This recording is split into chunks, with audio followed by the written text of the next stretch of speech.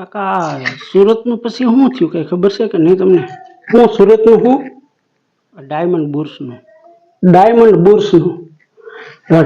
બુર્સમાં એવું છે અત્યારે તો હું જણે કે બંધ સોસાયટી થઈ ગઈ, સોસાયટી તૈયાર થઈ ગઈ છે પણ એમાં કોઈ રહેવા નથી આવ્યું.